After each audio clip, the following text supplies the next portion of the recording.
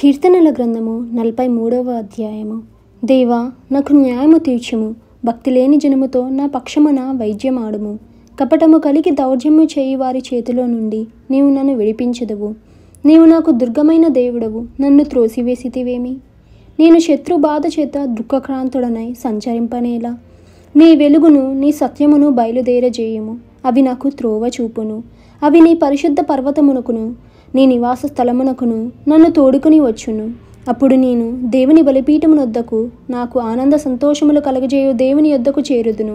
దేవా, నా దేవా, సితార వాయించుచు నీకు కృతజ్ఞతాస్థుతులు చెల్లించెదను. నా ప్రాణమా, నీవేళ కృంగియున్నావు, నాలో నీవేళ తొందరపడుచున్నావు. దేవుని యందు నిరీక్షణ ఉంచుము.